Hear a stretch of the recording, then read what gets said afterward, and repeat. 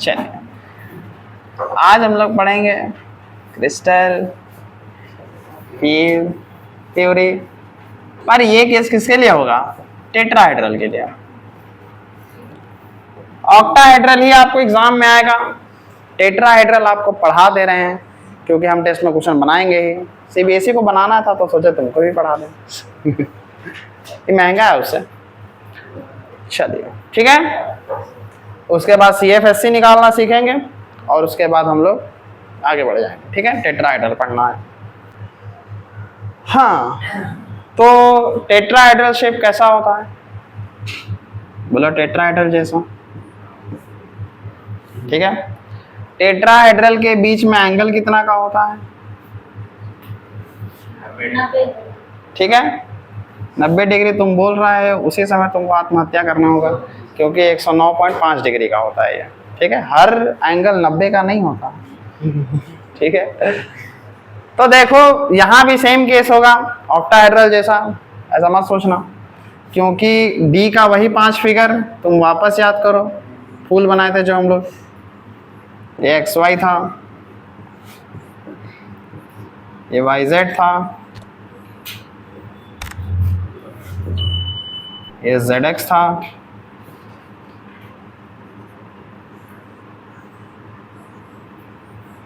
ये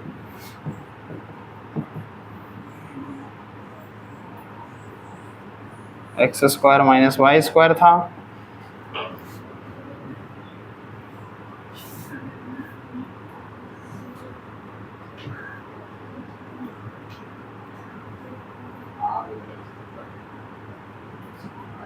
ये Z²। ठीक है, चूंकि तुमको पता है कि इलेक्ट्रॉन कितना डिग्री से आता है, 90 डिग्री से आना है, ये परम सत्य है। तो मान लीजिए कि 109.5 है, ये तो थोड़ा सा टेढ़ा रहा होगा। ठीक है, हम लोग सपोज करते हैं कि 90 डिग्री ये रहा होगा। ठीक है, यहाँ से 109.5 है, यहाँ से मान लेते हैं कि ये 90 डिग्री का एंगल बनाया। ठीक, तो इस बार इलेक्ट्रॉन कहाँ से आएगा? एक्सिस से तो आ नहीं पाएगा क्योंकि एक्सिस थोड़ा सा टेढ़ा हो गया है। इस बार यहाँ से बीच वाले जगह से आएगा क्योंकि जगह खाली ना बच गया। तो इस बार इलेक्ट्रॉन खाली वाले जगह से आ रहा है। और देखो खाली वाला जगह में कौन कौन स्ट्रक्चर है? ये तीनों, क्योंकि ये दोनों तो एक्सिस वाला था। तो जब इलेक्ट्रॉन इधर से आ रहा है तो इस बार रिपल्सन किस में होगा? इन तीनों में रिपल्सन क्रिएट होगा, वो दोनों रिपल्सन से बच जाएगा। तो फिर वही खेल, स्प्लिटिंग होगा। तो कैसे होगा? ये है डी का 5 घर, इस 5 घर को 5 हाइपोथेटिकल घर में बांटिए। तो इस बार 3 ऊपर गया क्योंकि इन तीनों में रिपल्शन हुआ और 2 नीचे आए। ठीक है, ये 2 कौन है? dx² - y², dz²। ये है dxy, dyz, dzx। ये है बैरी सेंटर। तो यहां से यहां का दूरी कितना हो जाएगा?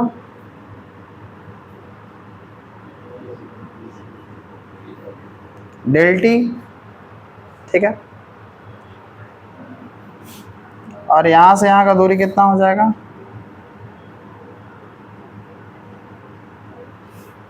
क्लियर है? ये लेवल है T2G वाला, ये लेवल है EG वाला। क्योंकि आप पढ़ रहे हैं टेट्राहेड्रल, तो स्प्लिटिंग एनर्जी भी तो टेट्राहेड्रल से दिखाना पड़ेगा ना, ∆T ∆T। ठीक, आखिर दोनों में कुछ तो अलग होना पड़ेगा। समझ रहा है? बाकी बात तुम लोग जानता है, एकदम बना दो।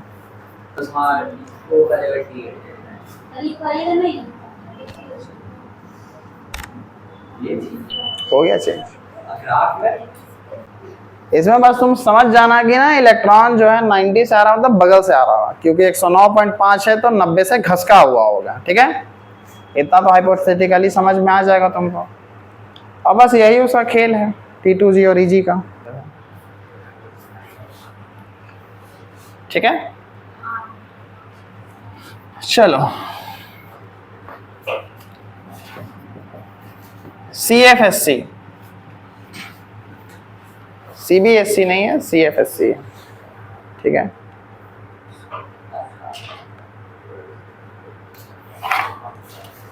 इसका कैलकुलेशन बोर्ड में नहीं पूछता है, नीट जेई के एग्जाम में पूछता है, ठीक है। इसके चलते छोटा सा टॉपिक है, उसको पढ़ा देते हैं।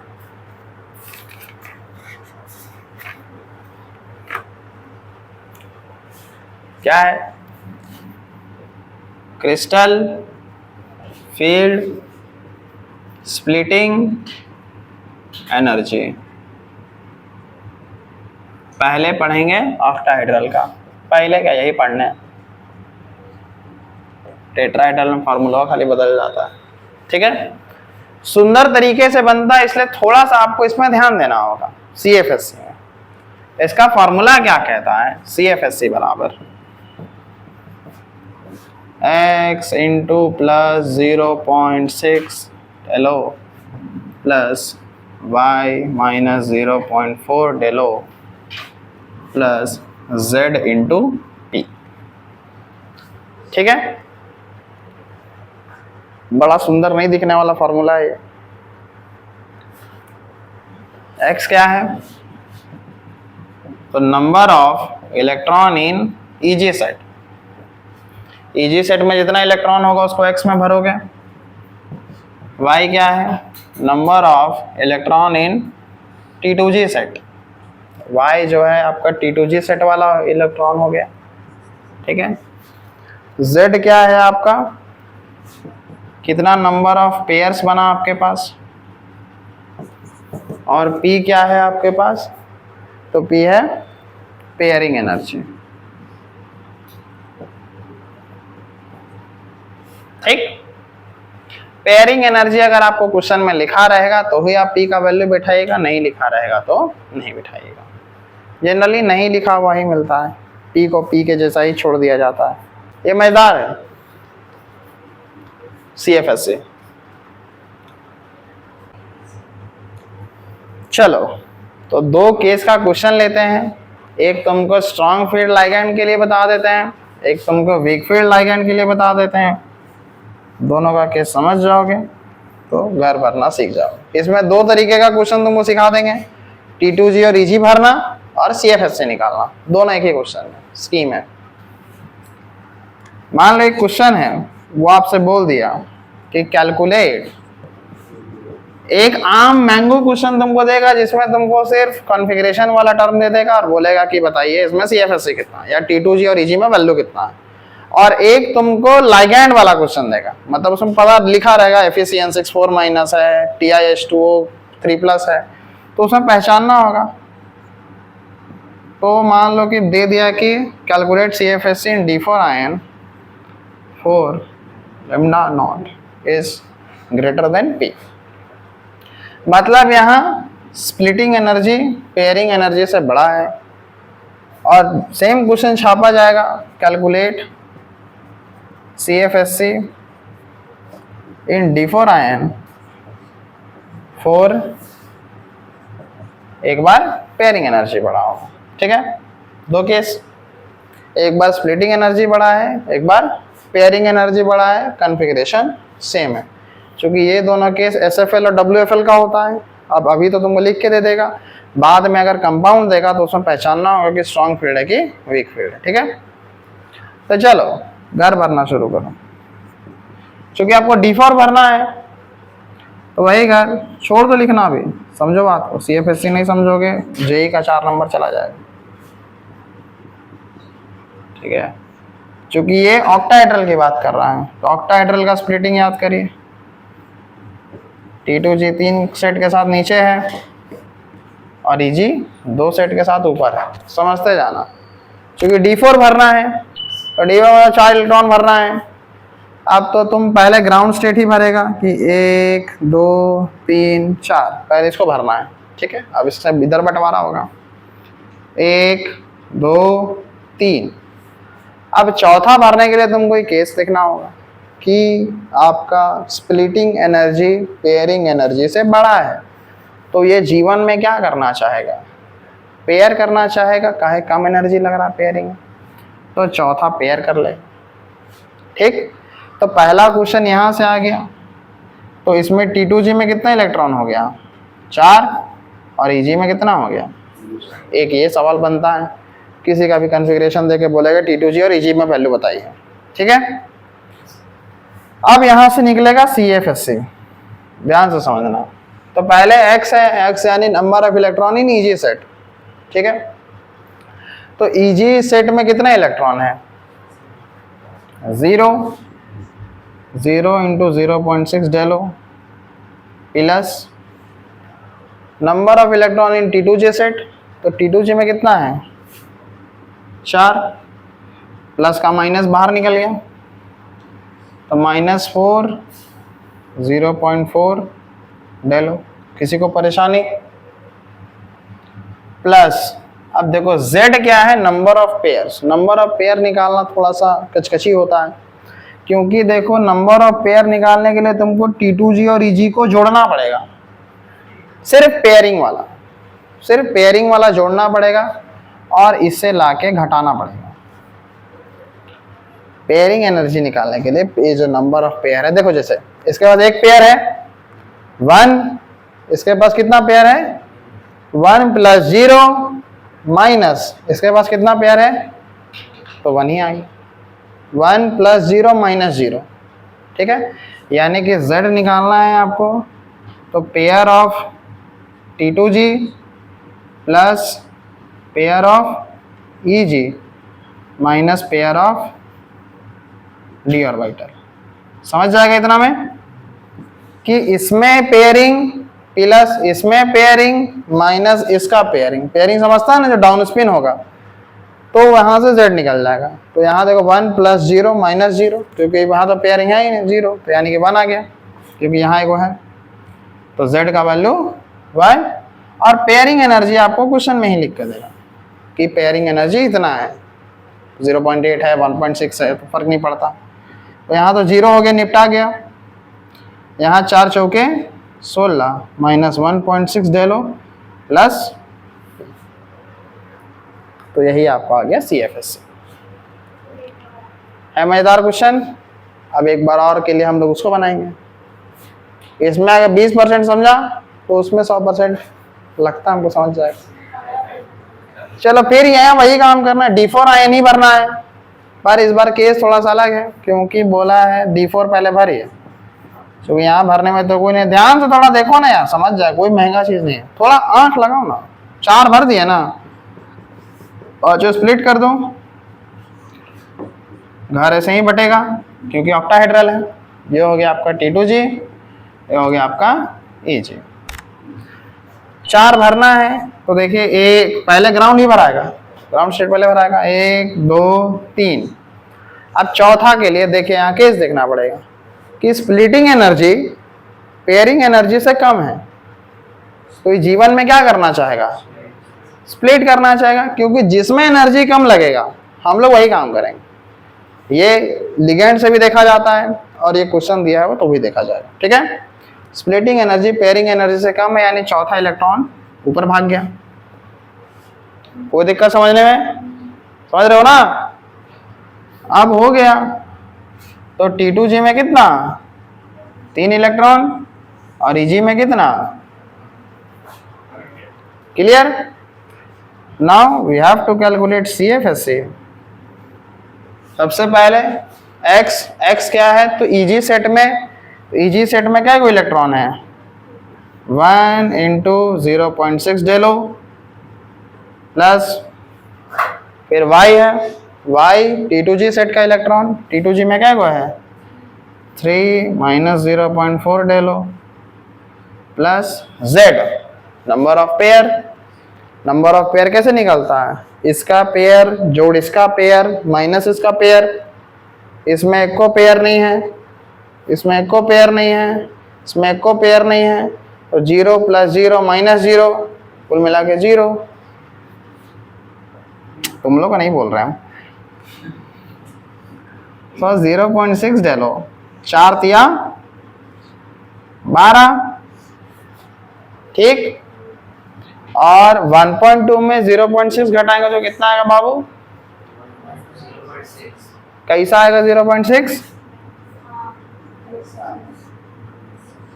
कोई दिक्कत। तो देखो ये क्वेश्चन एक बन गया। सेम कहानी पर दो अलग अलग चीज बन गया तुम्हारा। एक बार पेयरिंग बड़ा था, एक बार स्प्लिटिंग बड़ा था। जिसमें ज्यादा एनर्जी लगेगा वो काम कभी नहीं करना है, कम एनर्जी वाला काम करना है। देखिए लिखिए, लिखते लिखते समझ में आएगा, नहीं आएगा तो फिर बहुत सवाल है मेरे पास, समझे?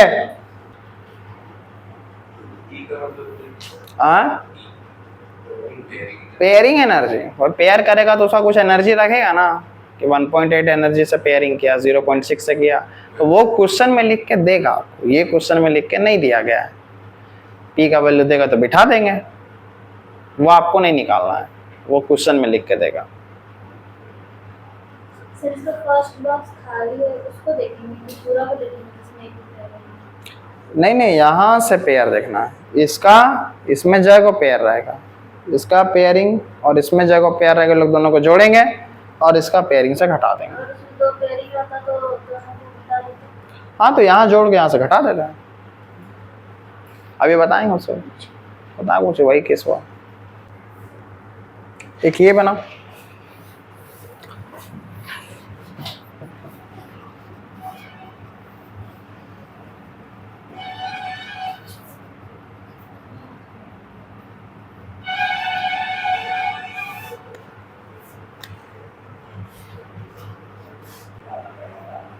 तो अभी तुमको D4 बैठा बैठा मिल गया था, अभी तुमको यही D लाना पड़ेगा पहले।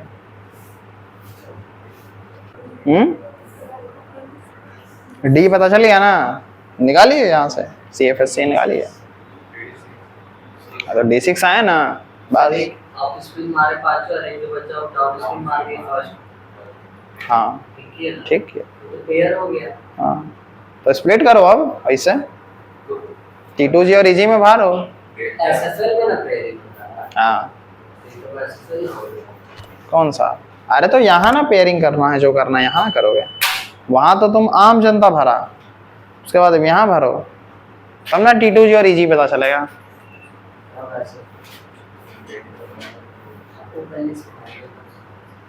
तो डेल्टा का केस वहाँ है बाबू, SFL मौजूद है कि WFL मौजूद है, स्ट्रॉन्ग फील्ड लाइगैंड है कि वीक फील्ड लाइगैंड है, तो उसका केस नहीं लिखा है तुम, तो उसी में तो लिखा हुआ है। बोले तो एक बार ऐसे क्वेश्चन देगा और एक बार वैसे देगा, यहाँ सब पता था वहाँ कुछ नहीं पता है।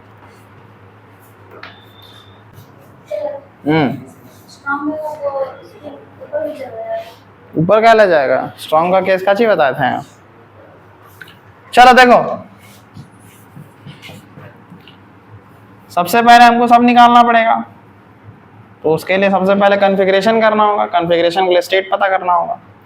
तो यहाँ से x बराबर क्या आ गया, +2, Fe कितना नंबर पे है, AR 4s2 3d6, किसी को दिक्कत? Fe का 2+ निकालेंगे तो 2 कौन देगा, S देगा, 3d6 ही रह गया, यानी कॉन्फ़िगरेशन D6 पर करना है। ठीक है, बंटवारा करिए, 1 2 3 4 5 6, अब इसको एनर्जी में बांटिए, 2 ऊपर 3 नीचे, ये हो गया T2G, ये हो गया EG। चूंकि D6 भरना है, पहले ग्राउंड स्टेट भरिए, 1 2 3। अब चौथा पेयरिंग होगा कि चौथा ऊपर भागेगा, क्योंकि आपको अब लाइगैंड देखना पड़ेगा। लाइगैंड CN स्ट्रॉन्ग है कि वीक है, स्ट्रॉन्ग है, साइनाइड कार्बन फैमिली से बिलोंग करता है, तो स्ट्रॉन्ग लाइगैंड का केस क्या था कि स्प्लिटिंग एनर्जी पेयरिंग एनर्जी से बड़ा होगा। ये केस देखिए अब पीछे लिखा हुआ है, तो यहाँ पेयरिंग होने वाला है, तो 3 4 5 6, कोई दिक्कत? T2G में 6 चला गया और EG में 0 रह गया। ठीक, सो CFSC X चूंकि EG का होता है तो EG तो खत्म हो गया, प्लस Y T2G का, T2G में 6 हो गया, -0.4 डेलो प्लस पेयर कितना बना, 1 2 3, 3 + 0 तो 3 ही रह गया, और 3 - 1 2, 2 × P दैट इज यहाँ तो 0 हो गया, -2.4 del O plus 2p, that is what your configuration. किसको नहीं समझ में आया? इधर 6 6 कहाँ, पेयर ना गिनना है खाली, 3 डाउन स्पिन, ऊपर एक को नहीं है, 3 + 0 -1, सिर्फ पेयरिंग वाला नहीं लिखा है, number of pair in T2G + EG minus और डी ऑर्बिटल। ठीक है, अगर मान लो यहाँ सब में पेयरिंग हो जाता, अगर D10 हो जाएगा तो यहाँ भी 3 हो जाता, यहाँ 2 हो जाता, 3 2 5, और यहाँ भी सब में घर भर जाता। ठीक है, तब कितना वैल्यू आता?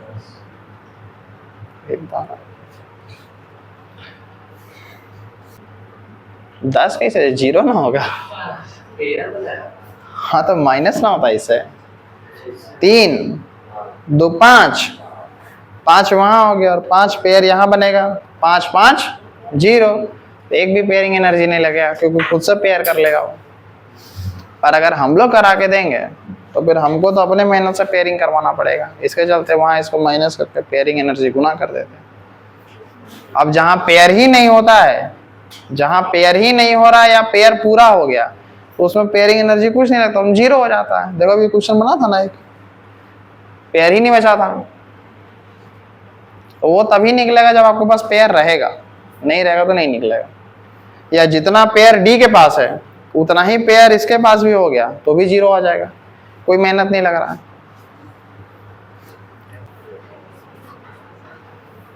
ठीक है, समझ गया? आ सकता है, यहीं तक रहने देंगे आज। ठीक।